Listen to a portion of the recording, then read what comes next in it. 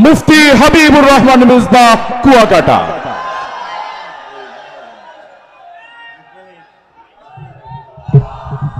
আসসালামু আলাইকুম রহমতুল্লাহ। হাত ফাঁকা আছে না সবার সাথে? বাংলাদেশের বেশিরভাগ মানুষ ইসলামকে ভালোবাসে, কিন্তু এদেশের ইসলাম বিদ্বেষীরা সবসময় এই ইসলামকে ভালোবাসার মানুষকে ডিভাইডেড করে রেখেছে ইসলামী দলগুলোকে তাদের সাথে বিভিন্ন কলা কৌশলে জুড়িয়ে রাখার মাধ্যমে। এরপর আবার তারাই বলতো যে হুজুররা মিলে আসেন। এবার হুজুররা মিলেছে, এখন বিরোধিতা করেন কেন? কোন স্বার্থে বিরোধিতা করেন? চাঁদাবাজি করতে পারবেন না, এজন্যে শরিয়া আইন মানে না। কেন মানে না? তাহলে চাঁদাবাজি করতে পারবে না, লুটতরাজ করতে পারবে না।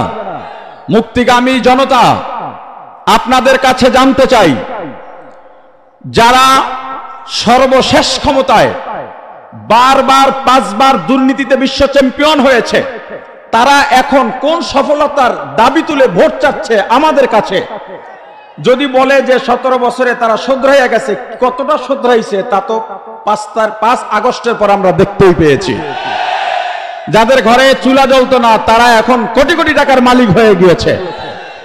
দেশের মানুষ ক্ষমতায় যাওয়ার আগেই তাদের অত্যাচার অতিষ্ঠ হয়ে আছে। আপনাদের শপথ নিতে হবে, ছড়িয়ে পড়তে হবে ইসলামের দাওয়াত নিয়ে। এবার রাষ্ট্র ক্ষমতা ইসলামকে বসাতে হবে। যুবকরা যুবকদের মাঝে ছড়িয়ে যাও, বৃদ্ধ বৃদ্ধদের মাঝে দাওয়াত নিয়ে ছড়িয়ে যাও, উলামায়ে কিরামকে উলামায়ে কিরামের মাঝে ছড়িয়ে যেতে হবে।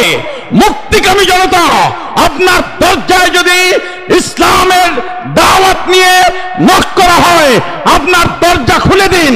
হাত পাখার ঝান্ডা নিয়ে, ইসলামের ঝান্ডা নিয়ে মিনারায় হুঙ্কার ছাড়ুন। এবারে বাংলাদেশ ইসলামের বাংলাদেশ, এবারে বাংলাদেশ, এবারে সংসদ ইসলামের সংসদ। আসসালামু আলাইকুম।